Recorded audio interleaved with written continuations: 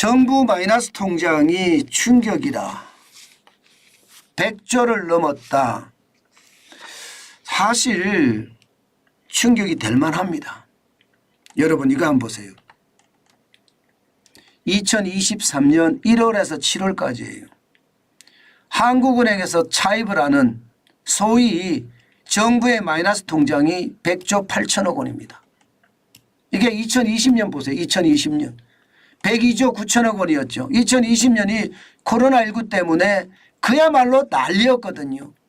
그 당시에 정부가 어쩔 수 없이 한국은행에서 돈을 차입해서 썼습니다. 그때가 102조 9천억 원입니다. 지금 한국은행이 정부가 한국은행에 빌리는 돈이 지금 너무 많다는 거예요. 지금 코로나 위기의 시국도 아니잖아요. 그죠? 그런데 2023년은 경제가 좋아진다는 시기인데 이 정도까지 한국은행 차입금이 크니까 이게 우려하는 사람들이 굉장히 많습니다. 2019년만 하더라도 한국은행 차입금은 36조 5천억 원이었고요. 2021년에는요. 이게 굉장히 적어졌습니다. 그러다가 2022년에 34조 2천억까지. 그리고 올해는 지금 굉장히 빠른 속도로 늘어납니다. 이게 여러분 일반적으로 한국은행 차입금은요. 법원은 규정이 되어 있습니다. 이게 일반적으로 그렇잖아요. 올해 예산이 1월부터 이게 정리가 잘 되면 좋은데 일반적으로 1월부터 안 되는 경우가 많잖아요. 국회에서 예산안 통과가 늦어질 수도 있고요. 또 세금이 예상했던 것보다 빨리 안 거치기도 하고요. 이런저런 이유기 때문에 한국은행의 차입금 마통을 많이 쓰거든요. 그런데 이거 법으로도 규정이 되어 있습니다.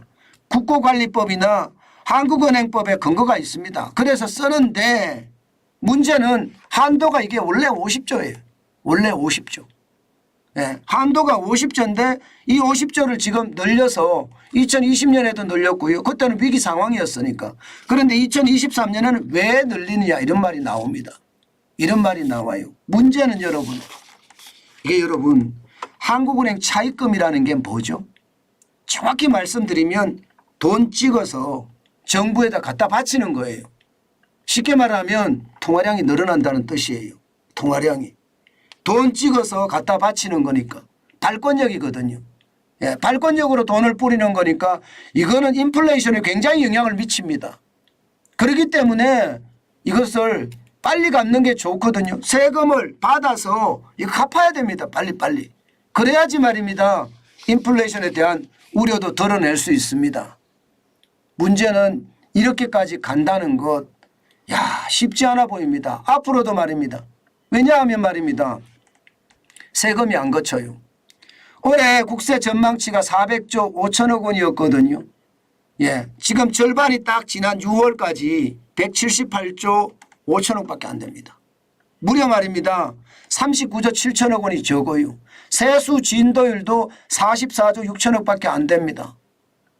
세금이 많이 들어와야 되잖아요. 그래야지 그 세금을 가지고 한국은행에 마이너스 통장도 갚을 텐데 세금이 안 들어오니까 아주 죽을 맛인 거죠. 그 정도로 말입니다. 어려워지고 있다는 뜻이에요. 이게 말입니다. 앞으로도 상황은 굉장히 나빠질 거라고 보는 게 그만큼 충격적이다 보이고요. 문제는 이유 없는 이자까지 나간다는 거예요. 이유 없는 이자까지. 여러분 보시다시피 2022년에 1분기에는 26억입니다. 이게 26억. 2022년에 2분기에는 80억이고요. 3분기에는 168억입니다. 그리고 올해 1분기에는 642억이고요. 2분기는 449억이고요. 굉장하죠. 이렇게 말입니다. 이자가 나간다는 건 어쩌면 말입니다. 혈세가 낭비된다고도 이야기할 수가 있습니다. 해결책이요? 해결책 있죠. 해결책은 있습니다. 어떤 해결책이 있느냐? 제일 좋은 해결책은요. 이겁니다. 이거. 고강도 정부 지출 구조조정이요. 경제성 없는 예타면제 SOC 이거 없애버리고요. 돈 주체 못하는 지방교육재정교부금 이거 조정하고요. 2천여 개가 되는 과잉 현금 복지 조정하고요. 이거 하면 됩니다. 그런데 이거 못하고 있어요. 왜 못하냐고요?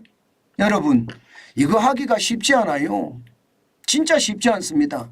내년 4월 10일이 총선인데 경제성 없는 예타 면제 SOC 이거 면제시킨다? 어렵습니다. 예, 지방교육재정교부금 자칫 잘못하면 학부형들 다 들썩거리게 만들 수 있고요. 2천여 종의 과잉현금 복지 이 부분도 마찬가지입니다.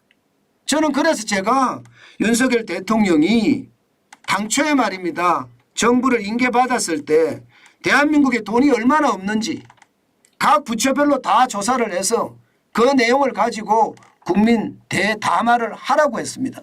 그게 가장 필요한 거거든요. 그러면 이런 문제가 그렇게 어렵지 않게 해결이 됩니다. 그만큼 말입니다. 지금 빠른 구조조정이 일어나지 않으면 지금 정부도 디폴트가 날 수도 있습니다. 여러분 정부가 디폴트 나잖아요. 무슨 얘기냐. 100조 빌렸는데 못 갚아. 우리 정부가. 만약에 그런 일이 터졌다고 봐요. 그러면요 국가 신용 등급이 왕창 무너질 수도 있습니다. 그거는 굉장히 치명적인 사태가 될 수도 있습니다. 오히려 말입니다. 지금 야당에서 이야기하는 건 있잖아요. 야당에서 국채 발행해라. 적자 국채 발행해라. 예, 그리고 정세해라. 이렇게 이야기하잖아요. 예, 이게 이제 사실은 정부 지출을 과감하게 구조조정하지 않는다면 적자 국채를 발행해서 메꾸고요. 정세를 해서 메꿔야 되는데 그것은 하기 싫거든요 지금. 왜냐하면 윤석열 정부가 주장했던 게 있거든요. 나라 부채 안 늘리겠다. 최소한으로 늘리겠다.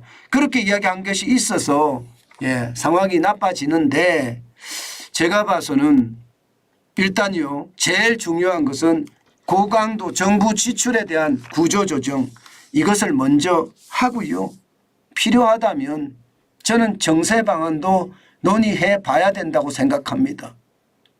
계속해서 나라 국간이 지금 다 날라간 판에 정세를 안 하고 그냥 버티는 것도 쉽지 않다. 저는 그렇게 생각합니다. 이게 워낙 많이 말입니다. 400조인 예산이 600조까지 늘려놨으니까 이게 얼마나 많은 돈을 뿌림이 있겠습니까?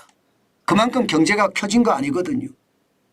경제 규모가 커지고 예산이 많아지고 이러면 괜찮은데요. 지금 문재인 정부 5년 동안 경제 규모는 쪼그라들었잖아요. 뭐 늘어났다고 이야기하지만 인플레이션 감안하면 쪼그라들었습니다. 돈을 말입니다. 400조인 예산을 600조까지 늘려가면서 마구 뿌렸으니까 예산에 의해서 경제가 규모가 늘어나다가 예산이 줄어드니까 이게 그만큼 충격이 될 수밖에 없겠죠. 저는 윤석열 정부가 나라 국간을 튼튼히 하는 건 당연히 필요하다고 생각하고요. 나라 국간을 튼튼히 할 때 가장 중요한 것은요.